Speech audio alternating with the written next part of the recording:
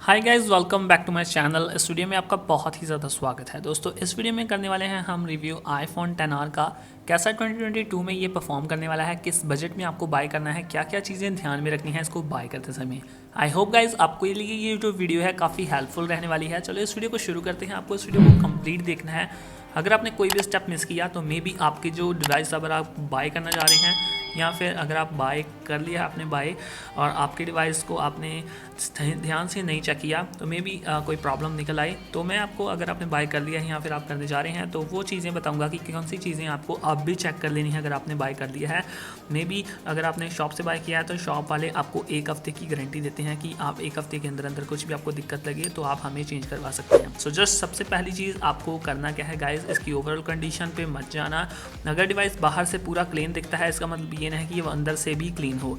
सबसे पहली चीज़ गाइज आपको ये देखना है कि आपका फ़ोन जो है आपको क्या देखकर भूला गया है, कि क्या बोलकर आपको बेचा गया है। सबसे पहली चीज़ कि आपका जो आईफोन होने चाहिए, अगर आप इंडियन फ़ोन बाय कर रहे हो जरूरी नहीं है कि आपको इंडिया में से इंडियन फ़ोन ही मिलेगा। काफ़ी लोग इंपोर्ट एक्सपोर्ट करके बेच देते हैं, तो आपको बस ये चीज़ का ध्यान रखना है कि आपको कौन सा मॉडल बोलकर बेचा जा रहा है। जैसे कि गाइज आप देख सकते हैं मेरे डिवाइस में लिखा हुआ है यहाँ पर HN लास्ट में, इसका मतलब ये है कि ये इंडियन मॉडल है।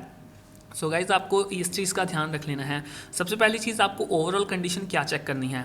अगर आप गाइज़ स्क्रैचेस की तरफ देखना चाहेंगे तो वो तो एक तरह से आगे बाहर वाली एक्सटीरियर एक्सटर्नल जो है कंडीशन, लेकिन गाइज़ सबसे बेहतरीन जो चीज़ है वो आपको चेक क्या करनी है कि सबसे पहले इसकी डिस्प्ले जो आपको हमेशा फ़ोन में देखनी है। अगर आपकी इसकी फ़ोन की डुप्लीकेट डिस्प्ले होगी तो आपका यूज़र इंटरफेस ज़ीरो हो जाएगा और आप आईफोन से तंग आ जाएंगे, क्योंकि यहाँ पर डुप्लीकेट डिस्प्ले में सबसे पहले कलर्स इतने एक्यूरेट नहीं दिखेंगे, ब्राइटनेस इतनी इंक्रीज या हाई नहीं होगी जिसमें आपको सनलाइट में देखना का बहुत ही ज़्यादा प्रॉब्लम हो जाएगी। लास्टली अगर गाइज़ आपकी डिस्प्ले जो है डुप्लीकेट है तो उसमें टच इश्यूज़ बहुत ज़्यादा होने वाले हैं। जैसे कि गाइज़ आप देख सकते हैं डुप्लीकेट डिस्प्ले में भी ट्रू टोन आजकल आने लगा है। सो आपको इस चीज़ पे ऊपर पूरा फोकस कर लेना है कि अगर आपकी डुप्लीकेट डिस्प्ले के ऊपर ट्रू टोन आ रहा है तो आपको जो है डिस्प्ले वो फ़ोन बाय नहीं करना है डुप्लीकेट वाला, क्योंकि गाइज़ अगर आपके फ़ोन की डिस्प्ले डुप्लीकेट है तो आपका टोटली कैमरा एक्सपीरियंस जो है वो ट्यून हो जाता है, कैमरा अपने कलर्स ही नहीं दिखा पाता। तो आईफोन XR की IPS पैनल है, तो आपको इस चीज़ को ध्यान में रखते हुए अपना फ़ोन बाय करना है। ज़रूरी नहीं है कि ये जो मैं वीडियो बना रहा हूँ सिर्फ आईफोन XR के लिए है, ये सारे आईफोन्स के लिए अवेलेबल रहने वाला है। आईफोन 8 प्लस या इससे आगे वाले डिवाइसेस के ऊपर ट्रू टोन हमें देखने को मिलता है, तो आप ऐसा ना करें कि 7 प्लस पे भी ट्रू टोन ढूंढने लग जाएं जिसके कारण आपकी बहस हो जाए शॉपकीपर से।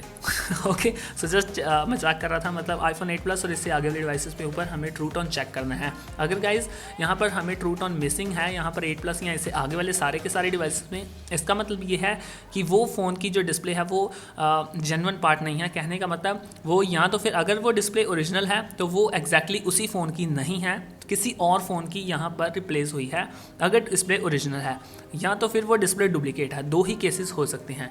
लेकिन गाइज अब मान लो कि मेरे फ़ोन की डिस्प्ले डुप्लीकेट है और मैंने ट्रू टोन कॉपी करवा लिया है, ये भी केस होता है। तो आपको इस चीज़ को कैसे ध्यान में रखना है कि ये कैसे चेक कर सकते हैं कि कौन सी डिस्प्ले डुप्लीकेट है कौन सी ओरिजिनल है। गाइस जो डुप्लीकेट डिस्प्ले है उसमें हम लॉक स्क्रीन में अपनी जो फ्लैश है वो एक ही बार में 1 क्लिक में नहीं ऑन कर सकते, उसको जो है थोड़ा सा ज़्यादा फोर्स या ज़्यादा सेंस उसको चाहिए होती है। मेरे पास 2 आईफोन 10 है जिसमें एक तो सबसे पहले मैं वीडियो शूट कर रहा हूँ जैसे कि आप देख सकते हो, सेकेंडली ये वाला आईफोन 10, इस फ़ोन की जो डिस्प्ले है वो ओरिजिनल है, टोटली 101% एप्पल की है, लेकिन जिससे मैं शूट कर रहा हूँ वो GX क्वालिटी की कॉपी डिस्प्ले है, लेकिन वो भी सुपर एमोलेड पैनल है।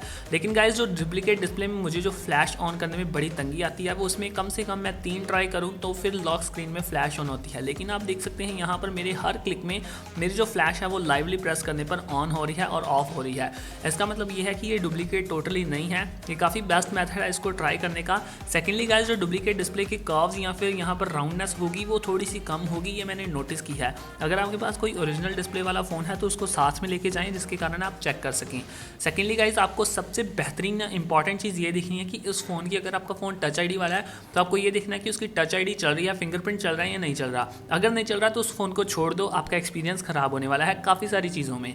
और सेकेंडली गाइज अगर आपका फ़ोन नॉच वाला है तो आपको ये चीज़ चेक करनी है कि आपकी फेस ID अपने डिवाइस की चल रही है या नहीं चल रही। अगर आपको शो होता है कि फेस ID नॉट अवेलेबल तो काफ़ी सारे दुकानदार ऐसा बोल के सेल करते हैं कि अपडेट के बाद में सही हो जाएगी, अपडेट आने के बाद। तो हम जो यूज़र्स हैं वो ये समझ लेते हैं कि ऐसा ही होने वाला है। सो आपको आईफोन XR या फिर किसी भी डिवाइस को इस तरीके से चेक करना है कि फेस आईडी अगर बोलेगा फेस आईडी नॉट अवेलेबल, तो आपको ये चीज़ का बिल्कुल भी फ़ोन को बाय नहीं करना है, क्योंकि वो टोटली एक्सपीरियंस को रूइन करेगा A to Z। And last and least guys आपको ध्यान में रखनी है बैटरी। जैसे कि गाइज आप देख सकते हो यहाँ पर बैटरी के केस में, मेरे केस में जो है मेरा iPhone XR battery health show नहीं कर रहा है। यहाँ पर अननोन इंपॉर्टेंट पार्ट, यहाँ पर इंपॉर्टेंट बैटरी मैसेज मुझे शो हो रही है। इसका मतलब ये है कि मेरी जो बैटरी है वो चेंज हो रखी है। सो गाइज यहाँ पर मुझे डील बढ़िया मिल रही थी, दैट्स वाई मैंने बैटरी चेंज वाला फ़ोन बाय कर लिया। लेकिन गाइज अगर आपको मान लो कि बैटरी जो है 85 से प्लस मिलती है, तो आप इस फ़ोन को बाय करने का कंसिडर कर सकते हैं। और अब गाइज बात करूँ iPhone XR की जो प्राइसिंग है वो इस टाइम कैसी होनी चाहिए, किस प्राइस रेंज में आपको iPhone XR सही डील मिल जाएगी। सबसे पहले गाइज ये डिपेंड करता है कंडीशन के ऊपर, कितने ज़्यादा स्क्रैचेस हैं। बाकी अंदरली सारी जो चीज़ें हैं वो मैंने आपको जितनी दिखाई वो एग्जैक्टली सेम है या नहीं है। लास्ट एंड लीस्ट आपको स्पीकर वगैरह चेक करने हैं, कॉल करके चेक करना है। और गाइज़ यहाँ पर कॉल में आपको सिम कार्ड के नेटवर्क्स बिल्कुल ज़रूरी है टेस्ट करने हैं कि आपके नेटवर्क्स कैसे आ रहे हैं। अगर आपके नेटवर्क्स कम आ रहे हैं तो मे बी उस डिवाइस के मदरबोर्ड में कोई ना कोई एंटीनास की प्रॉब्लम हुई है, जिसके कारण वो नेटवर्क इतनी सही से कैच नहीं कर पा रहा है। आपको इस चीज़ का बिल्कुल से ज़रूर ध्यान रखना है। सिम कार्ड इंसर्ट करके कॉलिंग करनी है, स्पीकर चल रहे हैं, कैमरास वर्क कर रहे हैं। सेकेंडली गाइज़ आपको वीडियो के केस में जाना है और कैमरा को फुली जूम कर देना है। और अब जो है अपने हाथ को टोटली जितना आप स्टेबल रख सकते हैं उतना स्टेबल करो। और अब देखो कि आपका कैमरा शेक तो नहीं कर रहा, क्योंकि काफ़ी सारे ऐसे केसेस होते हैं जिसमें आईफोन ड्रॉप होने के कारण, गिरने के कारण उसमें जो है शेकिंग प्रॉब्लम होने देखने को मिलती है।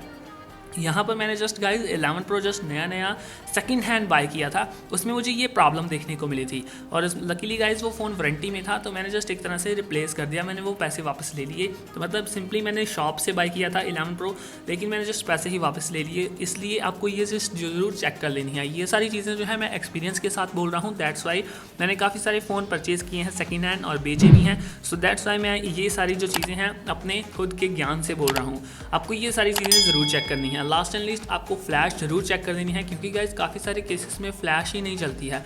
तो आपको ये सारी चीज़ें जो है एग्जैक्टली सेम जैसे मैं बोल रहा हूँ आपको चेक करनी है।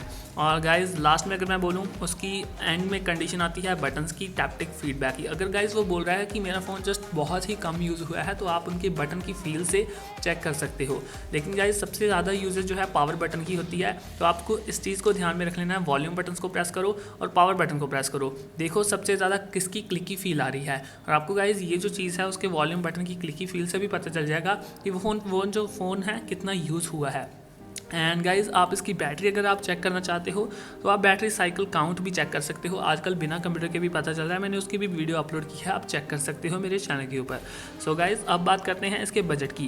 गाइज़ ये जो मुझे फ़ोन है वो पड़ा है ऑलमोस्ट 19,000 के करीब। यहाँ पर मुझे सिर्फ इसका बॉक्स प्रोवाइड किया है यूज़र ने, तो मुझे जो है 64 GB वाला यूनिट मिला है। ये चीज़ भी डिपेंड करती है कि ये कौन सा वेरिएंट है। तो गाइज़ ये iPhone XR बेस वेरिएंट है, इंडियन मॉडल, तो मुझे ये 19,000 में मिला है। तो आपको भी इस प्राइस रेंज में इसके करीब ही बाय करना है। अगर आपको इससे कम मिल रहा है, कंडीशन ओके है, बाकी सारी चीज़ें ओके हैं, फेस आईडी चल रही है, डिस्प्ले वर्किंग है, ओरिजिनल है, तो आपको बहुत ही सही डील मिल रही है 19 से नीचे वाली 2022 में।